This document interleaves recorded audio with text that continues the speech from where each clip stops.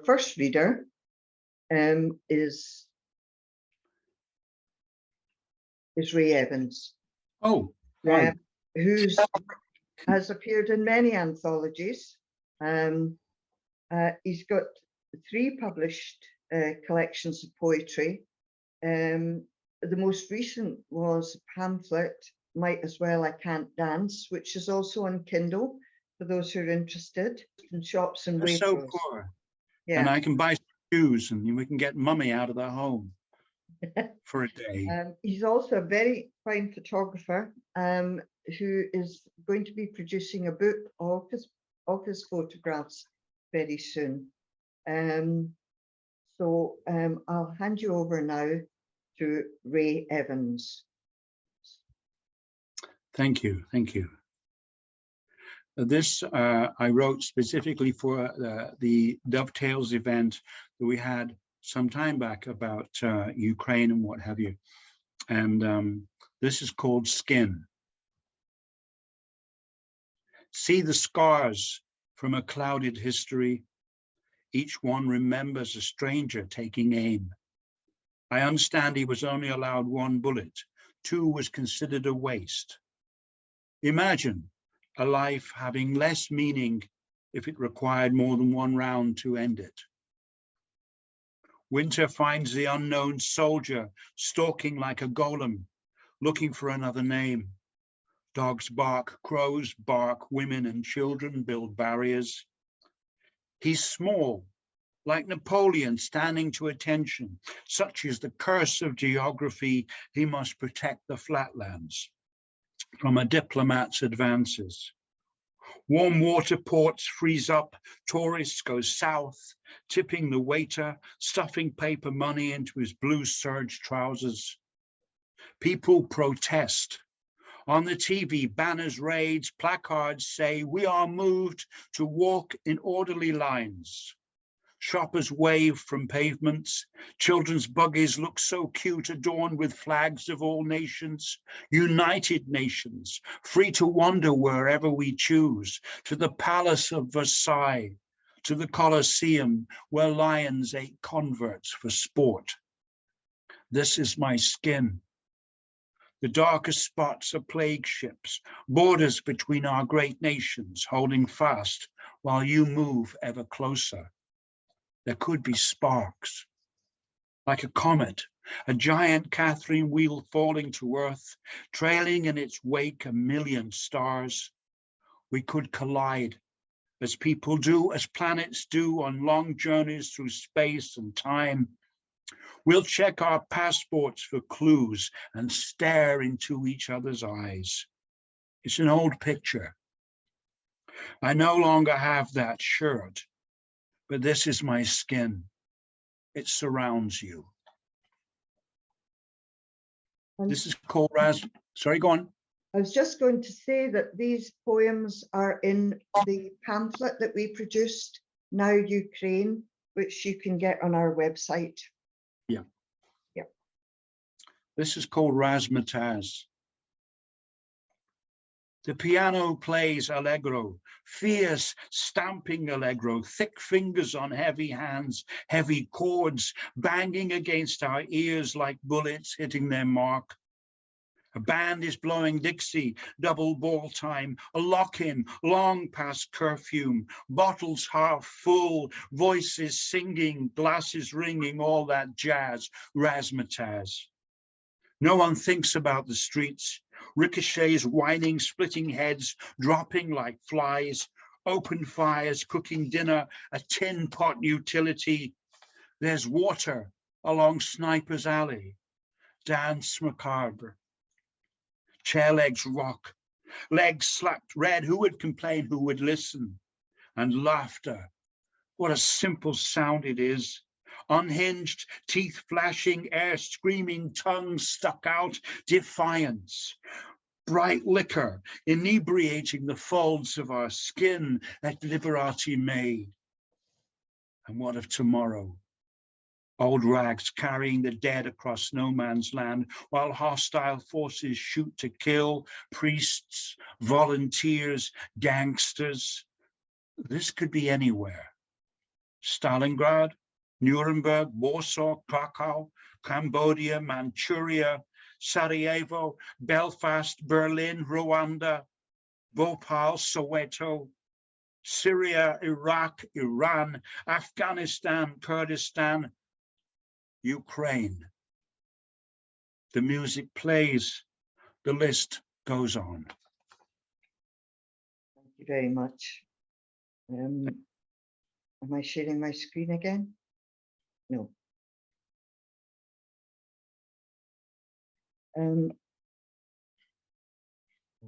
Sorry, I was trying to show you some of, we have wonderful pictures from a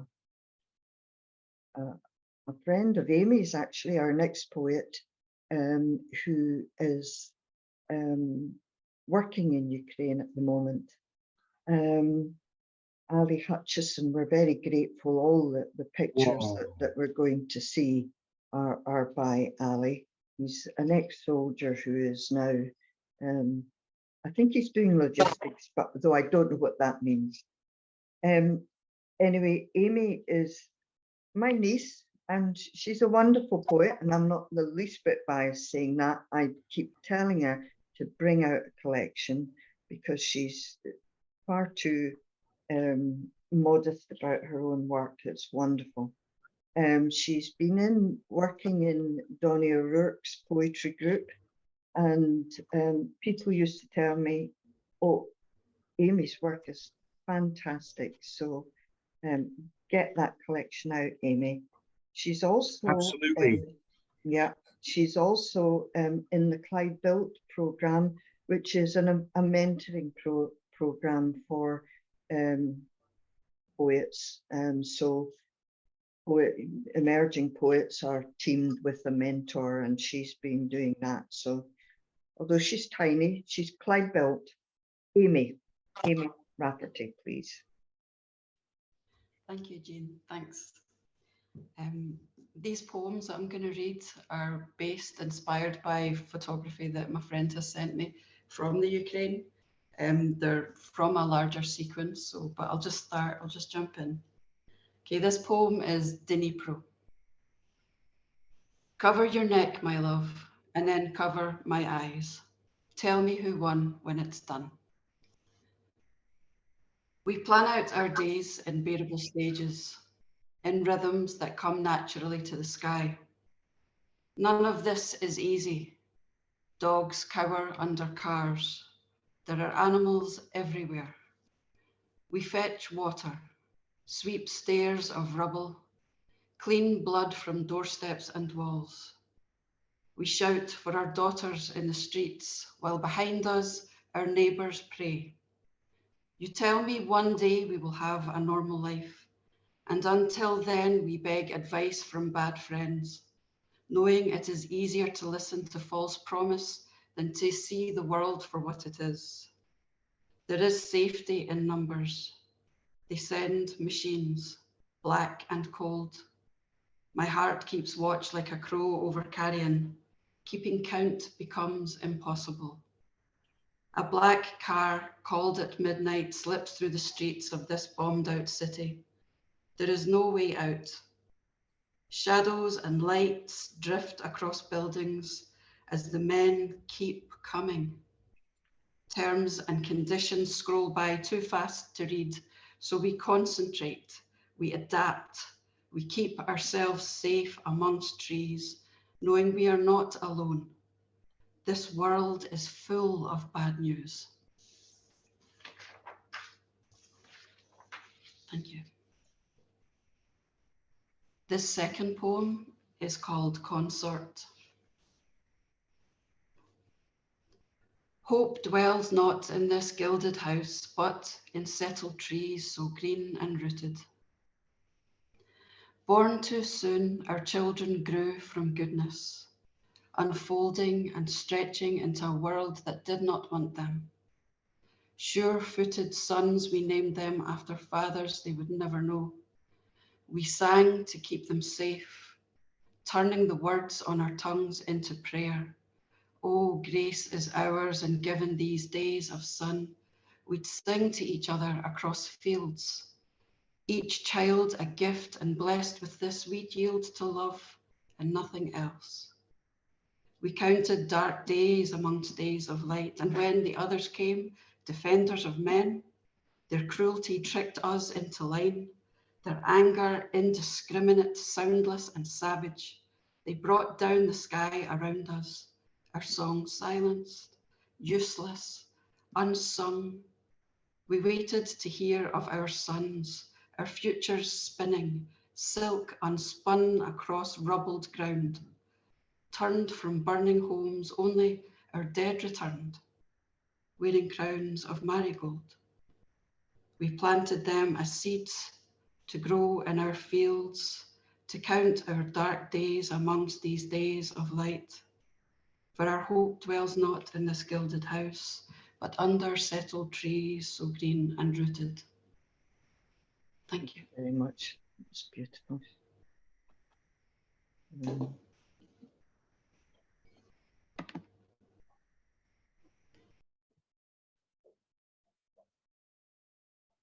Our next reader is A.C. Clarke, who's very prolific. She's published 5 full collections and 6 pamphlets. 2 of the latter were in collaboration with Maggie Robatsky and Sheila Templeton, and were using the languages of Scotland. So Maggie was writing in Gaelic and Sheila in the Doric.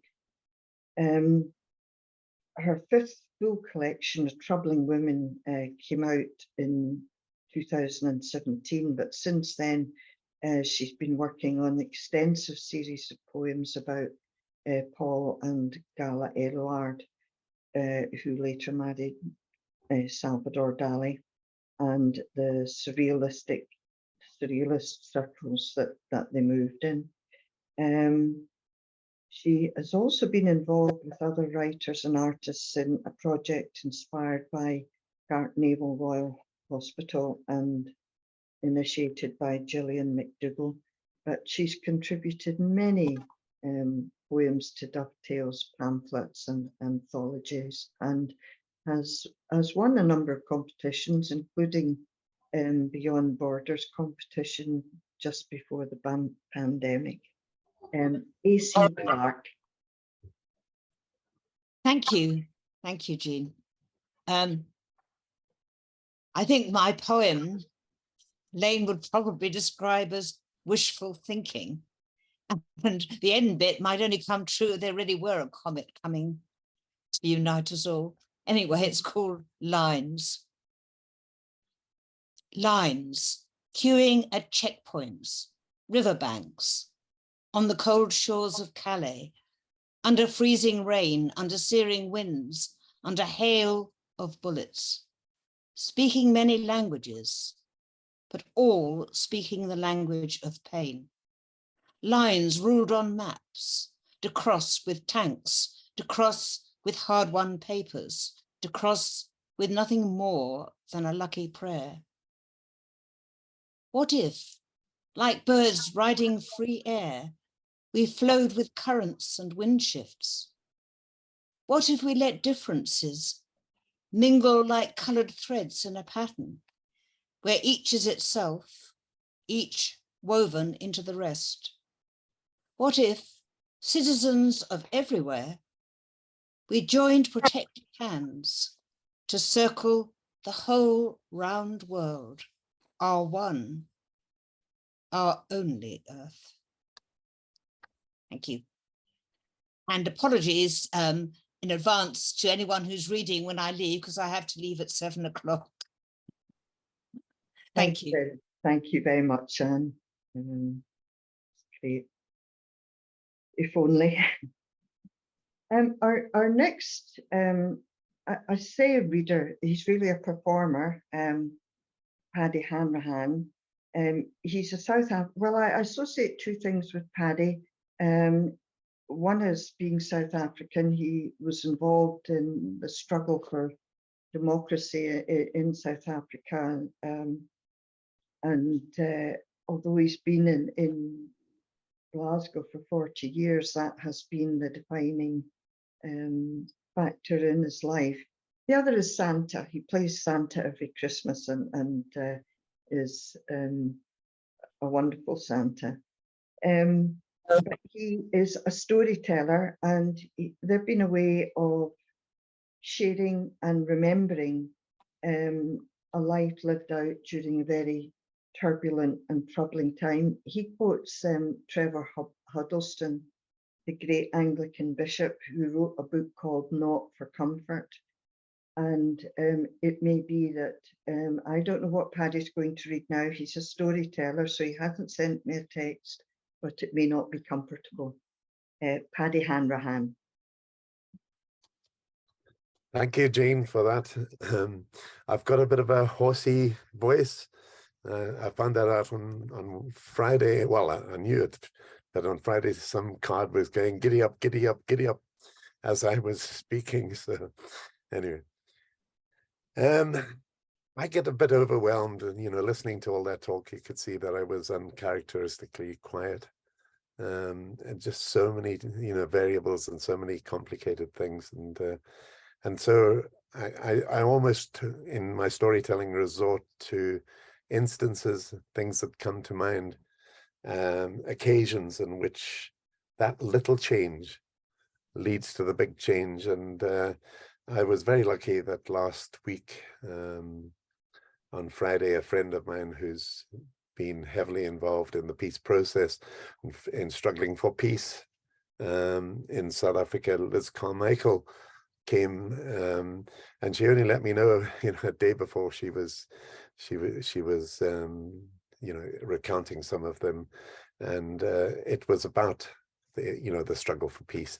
And I've decided not to go back to South Africa tonight, because I think there's something happening on these shores which is very close to home, and that is and just a very small chance that we might be able to get back to that process of peace building that has been going on for now sometime 20 years in Northern Ireland, with the Good Friday Agreement, and with the impasse likely to be called by lots of people, or specifically people in government, making some sort of concession. So it's a story from Northern Ireland, which is always very close to my heart, because when I was in Ireland at university, I used to go to Belfast to work because I couldn't afford to go back to South Africa. So and I found that there were so many things that were common in that struggle. So without further ado, the thing I say about stories is that every story is true, and some of them actually happened. Okay, and the story begins when I stop talking. Well, it's 2013, and you would think that somehow some people would listen. They won't let us march the traditional highway, the Queen's Highway as it was then.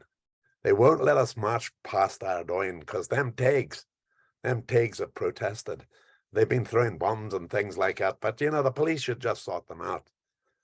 And because the Parades Commission has agreed with them and doesn't allow us to go those 200 yards just through from the Shankill Road on the way to Laganeel, we have decided, and for 5 years now, we have been struggling to get that road open every day, apart from the Sabbath, 6 days a week. We marched down that road to be stopped by the army and by the police. And that's just to placate them Tags. But, they're just laughing. They're not even really angry with us anymore, them Tags. But we've come up with a plan that'll make them listen. We've come up with a plan that'll make them listen. While the police are stopping our parades, we'll jump over the fence of Holy Cross Monastery, and we'll get that apostrophe. That statue, they call her Mary, Mother of Sorrows. We'll take her and we'll burn her on the 11th of July, the night before the big parade that goes on all over these islands. Well, they duly did it. On the 11th, the statue was there. It was there on the great big bonfire in Lanark Avenue, near the Shankill Road. Everybody was gathered because this was going to be an occasion on which we would show those pigs and they would stop and listen. When out of the shadows came three men, UDA men only recently released. They had killed for Ulster. They were people that the community trusted and respected. And you know what they did? They took that statue from the flames. They walked down that road, that long walk, and they gave that statue back to Father Gary and said, that was a step too far. They gave that back to Father Gary, the same Gary in which is written on the Shankill Road, we'll kill you, Father Gary. And he laughingly says, you'll not get me, because Gary is spelt with double R, which is the Protestant way of doing it. And they'll not be able to get me, but they gave it to him. And Father Gary and the bishops thanked them for this small gesture, a massive gesture, in which respect was given to views that were completely against any of the views that they had as a Protestant community. And the Catholic bishops called for people to respect difference, to let their people celebrate their difference on the 12th of July. And that, to me, is the way in which peace grows, small, but massive in its implications. People joining and shaking hands and listening with respect to what other people believe. Many thanks. Who knew that you had such a good accent, Paddy? Northern Irish accent. The only one I can't do is Scottish. Our next reader is Simon Berry, who was born in the Midlands, but who lives in a very beautiful part of Scotland now, up in Ross-shire, and is a member of the award-winning Ross-shire Writers Group. He's great for Dovetails because he always makes them all buy copies of our pamphlets. But he's lived in many places. He's been very eminent, actually, Simon. He's been the book pages editor in the Scotsman. He's also a former president of Scottish Pen. And he's currently working on his memoirs, Simon Berry. I can't remember when we did the Ukraine Now evening, but I think since then I've just been writing poem after poem based on what's going on in Ukraine. Whether they're poems about peace, I'm not so sure, but they're certainly about what is it that makes us do through war the things we do to each other, or makes us think it's all right to do that. But I think in writing the poems, I've come across some difficulties, and it's the old one, I suppose. The war turns us all into you're in one camp or the other. You become jingoistic by degrees without realizing it.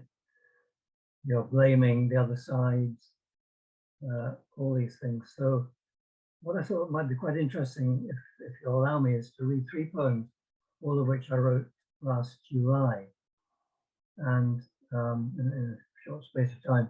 And I think maybe my attitudes have changed, perhaps through writing. Maybe you can tell me. But the first one is called Smoking Guns, and I think the title will explain itself.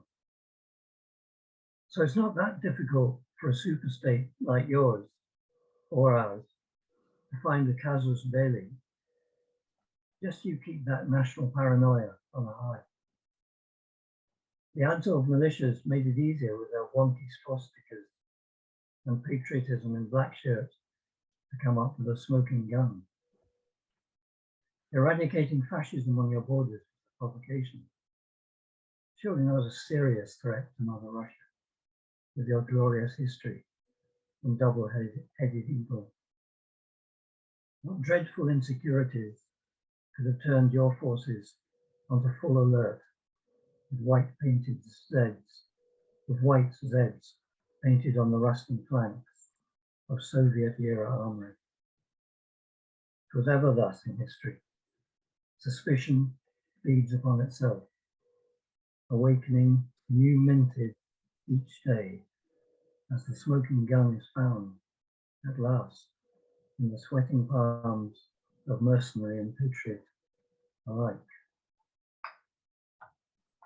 So the second one, I just came across this Russian word, zemlyadelye, which apparently means growing things, cultivation, but it's also the name of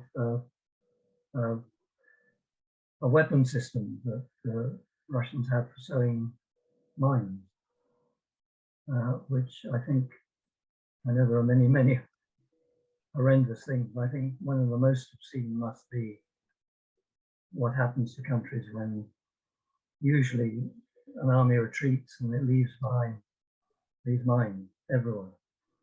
And it takes generations sometimes to clear them up. So I just tried to play with this idea of zemlyadelye, which apparently has an agricultural meaning of growing things. Zemlyadelye, it means cultivation or just growing things. Zemlyadelye is probably a word worth noting. This farmer has lost both legs below the knee whilst driving a tractor on his field of winter wheat will certainly know this. Likewise, the schoolgirl taking a shortcut on the way home from her just reopened Donbass village school. She'll be familiar with it too. Sensing her approach and hidden in the long grass, the mine rises, spring assisted, to head height, surprising as a lark before shredding her. How did they get there, these bounding fragments, carving the air of territories just taken back? It's zemlyadelye, my friend, a multiple launcher transported on a lorry parked many miles away in inoffensive grey. No human hand involved. Each mine has its parachute. Now they patiently await, in lengthening grass, the approach of a target whom they may cultivate. I'd like to think maybe in this final poem, which perhaps isn't a very hopeful one, I've become a bit more self-reflective about looking at the Russians obviously are being fed every day a threat narrative by state media. Maybe we're getting fed a more subtle kind of message, but also that there are aggressive, invasive forces on our border, which clearly in the case of the UK is not the case. So I wrote this poem after what happened at Olenivka camp, which was at the end of July, a filtration camp where the Azov soldiers were taken in those buses, we saw them taken away, and many of them didn't survive the experience of the torture. Quite possibly, but the camp itself was blown up, and I don't think it's been made very clear why that happened. But it certainly removed the evidence of what went on in that camp. And so I try in the poem, this poem called Capturing the Pain, to ask a question. Why feel the suffering of others, I ask you?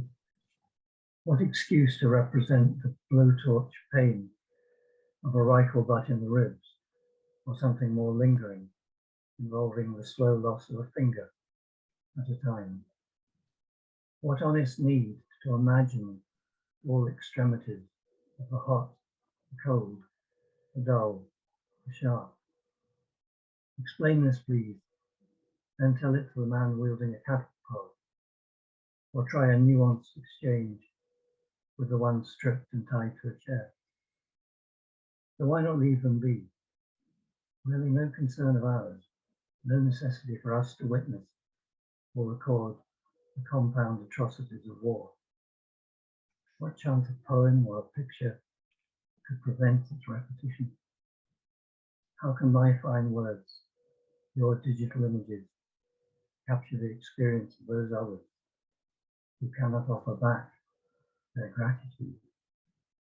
Mere voyeurs, we need to touch the hem of their garments in the hope of personal redemption. Thank you.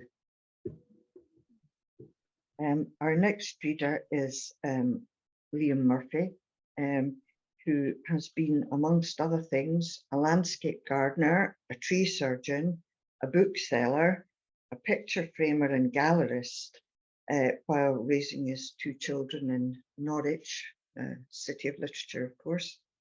He moved in 2022 to Southwest Scotland to finish a book that he's writing and to concentrate on journalism, songwriting, activism, flower arranging and gardening, and what he calls other shed-based activities. Liam Murphy.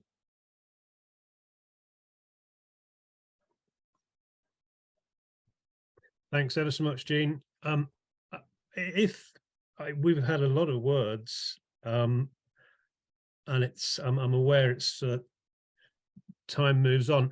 I was going to read a little transcript between myself and our MP down here, Alistair Jack. Jean, I don't know if you'd mind, but sorry, I haven't prepared you for this at all, but I found a little section in the book. It's actually much shorter. It's only about a page and a half. And it just references Ukraine and sharing agreements, actually.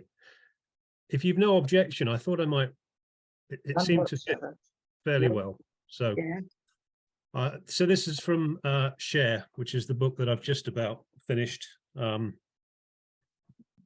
pending ongoing editing that seems to just continue forever. But anyway, I found this little section and it seems relevant. The next big thing after COVID, the Ukraine war, has been portrayed as a fight for freedom, a communicative and ideological battle, as well as a military power battle. World multipolarity, arguably a form of consociation or power sharing, is being fought over in political struggles, financial exchanges, and on the world's social media pages. We're rarely encouraged by those who own and manage international wealth and infrastructure to think about the methods that they use for doing it. Oligarchies are oft mentioned as a face of corruption, and yet the same oligarchs own the media and do the mentioning. Ukraine, now attracting so much more attention than other significant conflicts around the world, sees both sides determined to couch the causes in ideology rather than an old-fashioned war over resources and power supremacy. Although the geopolitics of sharing, underreported, tell a different story.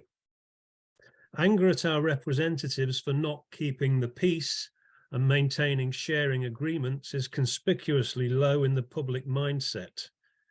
The closest thing to a fair trade in war is to sell bombs and take in orphans. Whether communicative, distributive, experiential, or identitarian, the failure to share that which can and should be shared has been disastrous, and surely also gives cause for investigation. Maybe it's time we started collectively to take sharing more seriously maybe sharing should mean more than redirecting a meme on Facebook or selling some goat's milk. John Pilger described the Ukraine war as a war of propaganda fought in the media. Why is this necessary, if not for some gains material to the war effort? Surely the majority of the public will support any free nation who are attacked by another. Why is there any need to construct a narrative about Russian aggression when it's quite clear? The answer is simple. By sensationalizing and emoting constantly, any space for rational discussion or a coordinated diplomatic effort towards peaceful settlements is obviated. Who does it serve to obviate any efforts towards peace?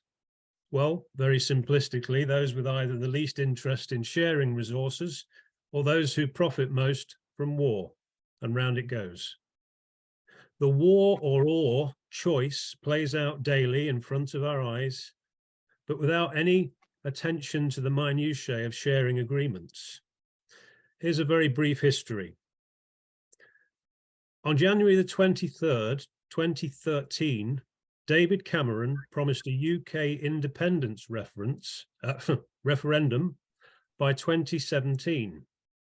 The production sharing agreement between Ukraine Shell and Nadra Yuzivska on the Yuzivska block, a 7,886 square kilometer block in Kharkiv and Donetsk regions, was signed the next day on January 24th, 2013. The winners in the tender to develop the Skifsk deposit was a consortium led by US ExxonMobil, 40%, Shell, 35%, and Austria's OMV in the form of a Romanian subsidiary, Petrom, 15%, with Nadra Ukraini taking up the last 10%. In February 2014, it was not lost on Western interests that if Ukraine accepted the Russian offer of a $15 billion loan to fix their economy with a 33% reduction on natural gas costs, the West would be crowded out of future sharing agreements. What followed in that country is for its public historians and the international police to reconstruct. But my point here is that the war has been a result of the failure to maintain effective sharing agreements. At that moment, back in 2014, the Russian offer was indeed rejected and a new president installed, with interesting timing. But you'll probably not have heard it framed this way. You share with the people whose debt you accept and not those you don't. That's what it means to be owned or bought. How might Ukraine have been free to share with Russia and the West? Well, that's another question I doubt you've heard or been encouraged to give much thought to. Regarding stuff in a more holistic way is something the digital age has thrust on us. Public opinion is amongst our most valuable commodities. As the third Mark, Getty, was once heard to say, intellectual property is the oil of the 21st century. So IP, like public opinions, needs, wants, and values, and the material stuff which satiates them, is an energy to be managed. Although not a commodity, public opinion is competed for exactly as if it were. In vying for loans, people in politics lose all power. That goes to the financiers. Rendering public opinion as stuff causes wars. The need for Elena Zelenska to travel the globe addressing nations' leaders becomes the same need to control the vast market of opinions forming on social media. Public opinion translates to capital. Suddenly, world leaders start to behave in ways that Dallas Smythe first recognized in the 1950s as advertisers in search of the audience commodity. In other words, what used to be votes become clicks and shares and buy it nows. Thank you very much. always about money, isn't it? Our next reader is the author of 10 books, which you can buy on Amazon. The most recent is called Behind the Window and ranges from the bustling streets of pre-millennial Bangkok, so Lane will know that place, to the deserted plains of Texas. Harrison Hickman.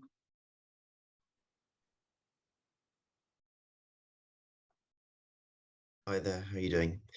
So as you can probably tell, I have caught a cold, a really bad cold. I was out for dinner on Friday night and I got a complimentary gift with the meal. So it's always nice to have a little special something to go with the meal. Okay, so I'm just going to read my poem. It's called Poem for Ukraine. Now I sent this in to a competition a while back, and so I'm just going to read it out now. It's called Poem for Ukraine. A red sky filled with blood and courage, so much lost and torn, so many friends lost, a community that's strong, even stronger now. Through blood and honor, regret and tears, they emerge as a beacon of light in the dark. Though darkness may fall and all hope lost, they will rise up and see the light. So that's so it's short and sweet, and because I do have many close friends in Ukraine who I'm still in touch with. So it's obviously quite nerve-wracking to not know what their condition is at the moment. But I do keep in touch with them very regularly, and it's good to know that most of them are okay, but it's pretty awful out there. Yeah. Well, thank you very much for that, Harrison. Our last reader is Chris Nichol, who has contributed to many of our anthologies also, but she has appeared in numerous small press magazines and anthologies. She's published 3 poetry pamphlets and 2 novels. Her latest book was a sequence of Haibun, which I've never heard of before, Ancient Anchors, which tells the story of the earth. Oh, sorry, I was supposed to share my screen.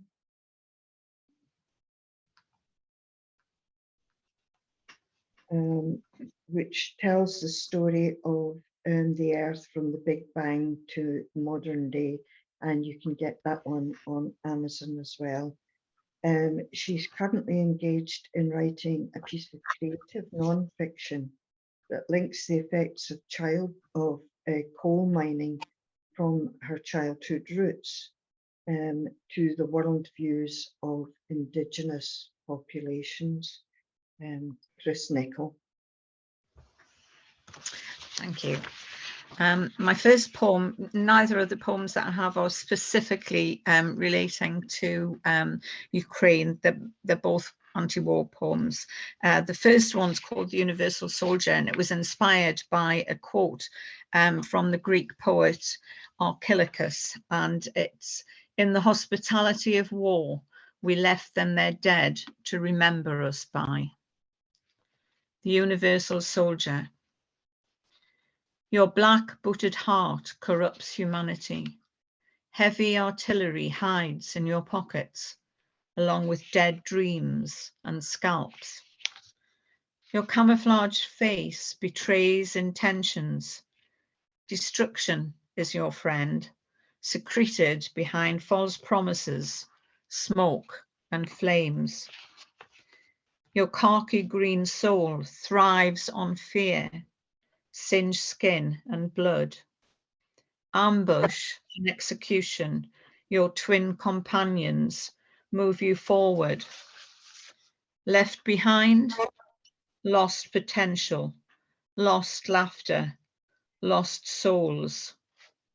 The silence of lampshades. And this last one is called Aftermath.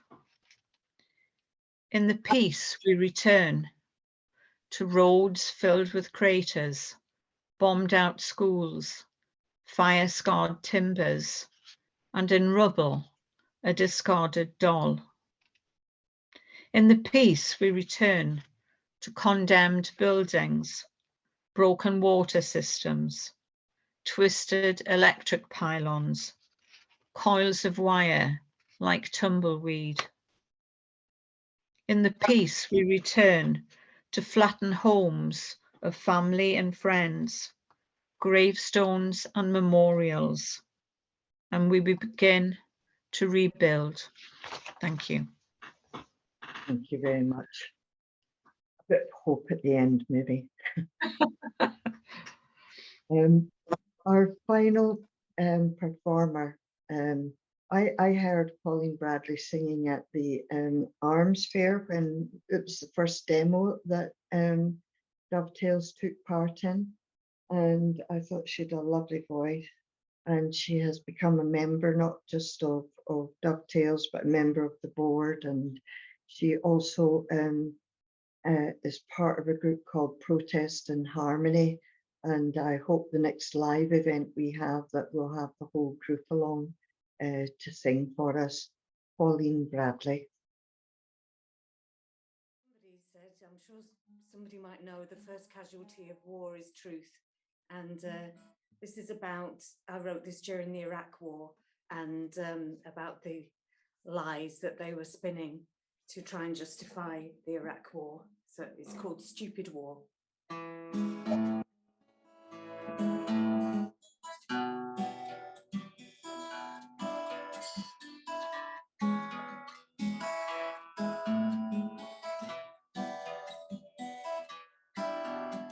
The arguments go round and round, but they still don't really answer. Seems like a distraction from the awful truth which stands here. Did the media lie? Was the dossier faked? We can't say we didn't know. Now there's a country littered with cluster bombs and kids with nowhere to go. Why did we fight this stupid war and rain bombs upon the people? Our leaders greedy for their oil said there's an axis of evil. Now they're offering a future full of war, hate and aggression. And they say they want to liberate you from your oppression. Used and lied about all they could conceive. We who told them were condemned, despised and not believed. And though millions did make their point across a planet rare, still they didn't listen and they chose a fate from which we'll all despair. Why did we fight this stupid war and rain bombs upon the people? Our leaders greedy for their power said there's an axis of evil. Now they're offering a future full of war, hate and aggression. And they say they want to liberate you from your oppression. There must be more we can look forward to than this fearful world they convey. We can love and trust our humankind wherever they may stay, and not want for power and hate and greed, but enjoy the simple pleasure. For a love of all and our planet rare is one you cannot measure. Why did we fight this stupid war and rain bombs upon the people? Our leaders greedy for their power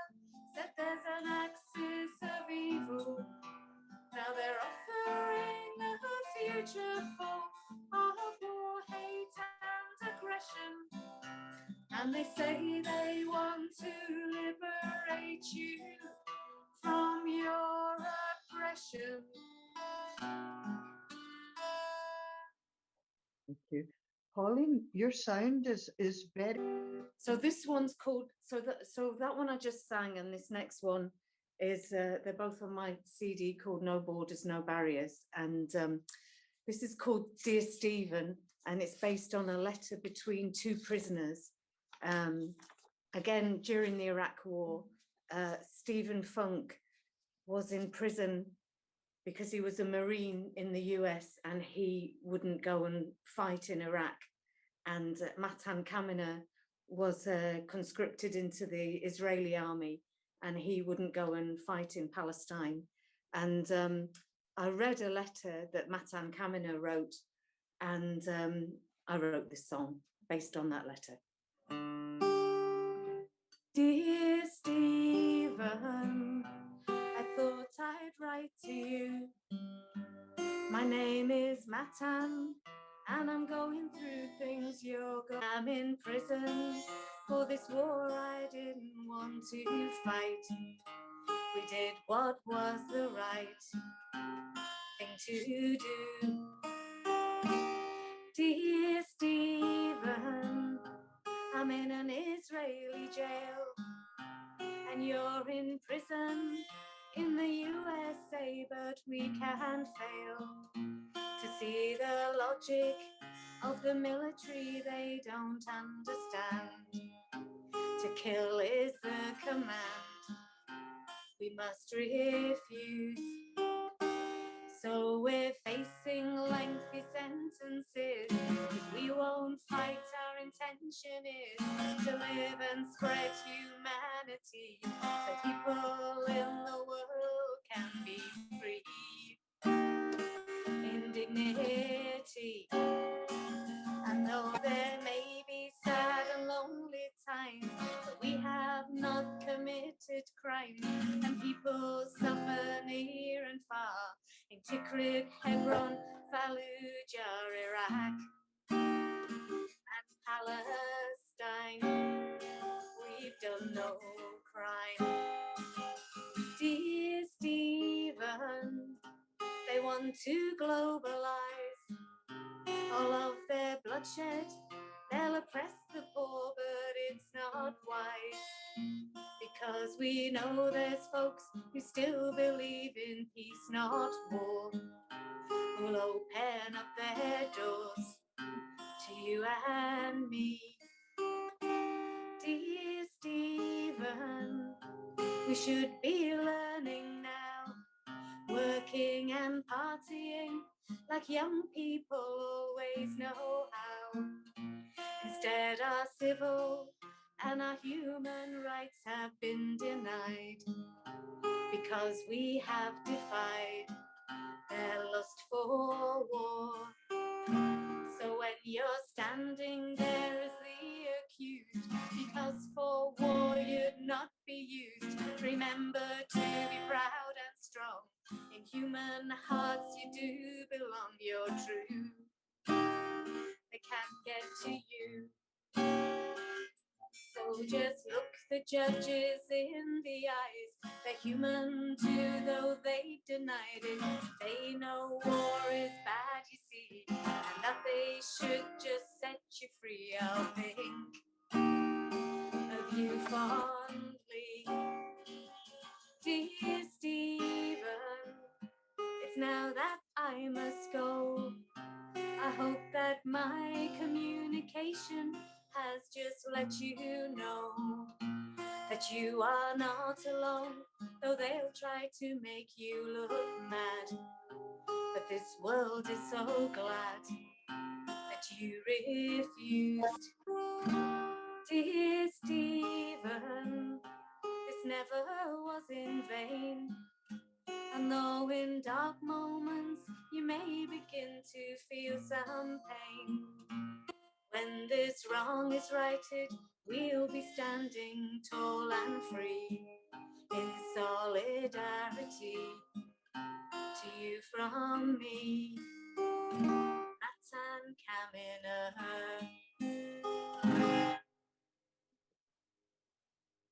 So the last one I'm going to do is War Machine, which it's a song by Sue Gilmurray, but in the folk tradition, I've changed some of it and added a bit to update it to bring in Ukraine. So, and it's about, as we were talking about, the profits, excuse me, being made from war.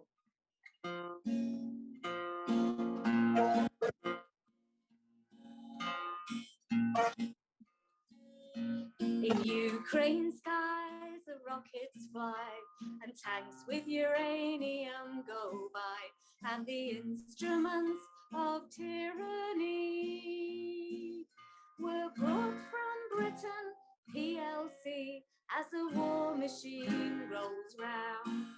And the war machine rolls round and round, and the poor and the weak get trampled to the ground. And from where we stand, their cries are drowned by the clink and clank of the dollar and the pound as a war machine rolls round.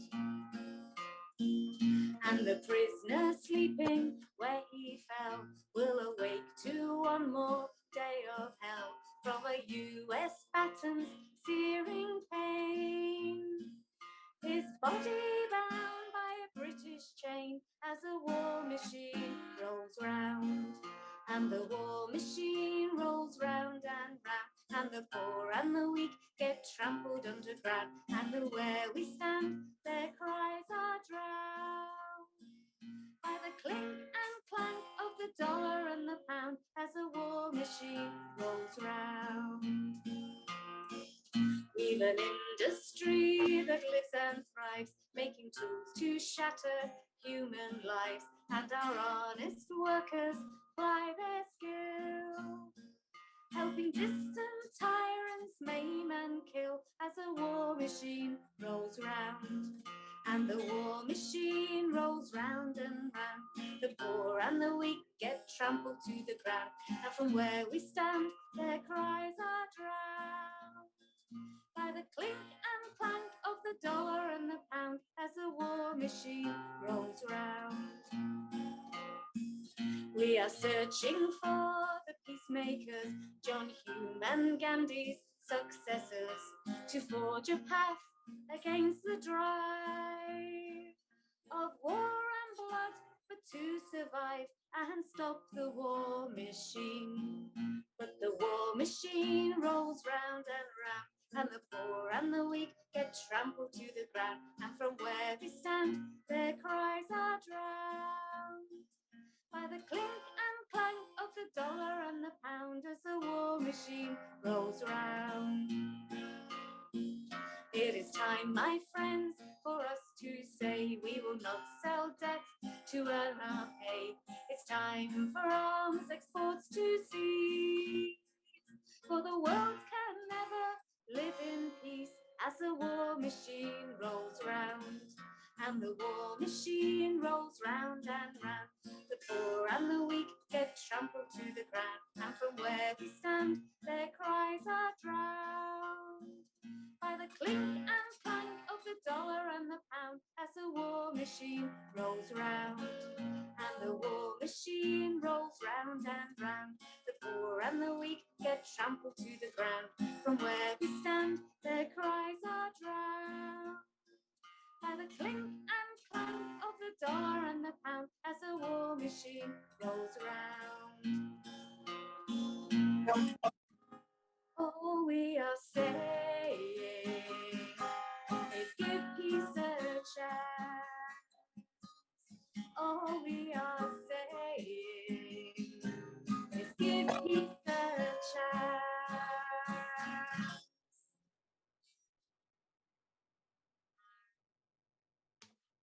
There you Thank go. you. Thank you very much, Pauline. I think we all hope that. And thank you all for coming tonight and sharing your work with us and your thoughts. This will be, I'm going to share my screen now to get some end credits for Georgina. this will go up on our YouTube, Dovetails YouTube, our Dovetails YouTube channel. And we'd like to thank everybody that took part. Like to thank Lane Hartzell, who phoned in from Thailand for us, to all our readers, to Pauline for her lovely music, and special thanks to Liam, who has been feeding me bits of research for several days now. The photographs, as I mentioned, that we used are courtesy of Ali Hutchinson, and we're very grateful for the use of his work, and hope to have more of it up on our website, dovetailscotland.co.uk. Thank you all very much for coming.